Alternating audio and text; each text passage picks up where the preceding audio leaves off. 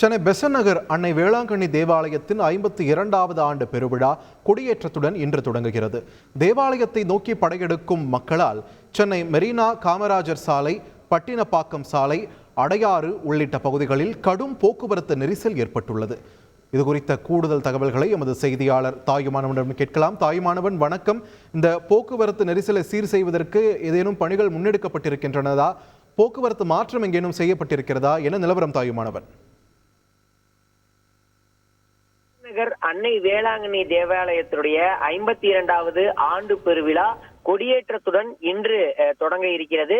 சென்னை மயிலை உயர் மாவட்ட பேராயர் ஜார்ஜ் அந்தோணிசாமி கொடியேற்றி சிறப்பு கூட்டு திருப்பலியை நடத்த இருக்கிறார். இந்த தேவாலயத்துடைய அந்த 52வது ஆண்டு பெருவிழாவையொட்டி ஆயிரக்கணக்கான மக்கள் தற்போது பெசன்ட் நகர் தேவாலயத்திற்கு வருகை தந்திருக்கிறார்கள்.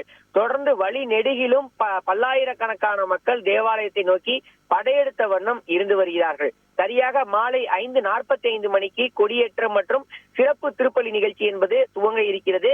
இந்த நிகழ்ச்சியை நேரில் பார்ப்பதற்காக சென்னையின் பல்வேறு பகுதிகளில் இருந்து மக்கள் தொடர்ச்சியாக படையெடுத்த வண்ணம் இருந்து வருகிறார்கள்.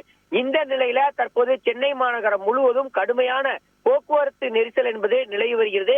சென்னை பட்டினப்பாக்கம் முதல் எம்ஆர்சி நகர், அடையாறு, பெசன்ட் நகர் உள்ளிட்ட பல்வேறு பகுதிகளில் கடுமையான போக்குவரத்து நெரிசல் நிலவுவதையே நம்மால் நேரடியா பார்க்க முடிகிறது. பெசன்ட் நகர் தேவாலய திருவிழாவையொட்டி லட்சக்கணக்கான மக்கள் தற்போது தேவாலயத்தை நோக்கி படையெடுத்த வண்ணம் இருப்பதால் பிரதான சாலைகள்ல கடுமையான போக்குவரத்து நெரிசல் என்பது நிலவி வருகிறது.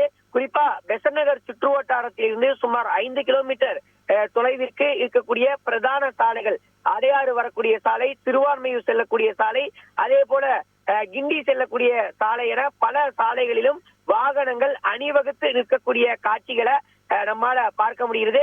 தற்போது எம்ஆர்சி நகர்ல மட்டும் பார்த்தோம் என்றால் சுமார் அரை மணி நேரத்திற்கு மேலாக வாகனங்கள் 2 புறங்களிலும் அணிவகுத்து நிற்கின்றன. கடும் போக்குவரத்து நெரிசல் நிலவுகிறது.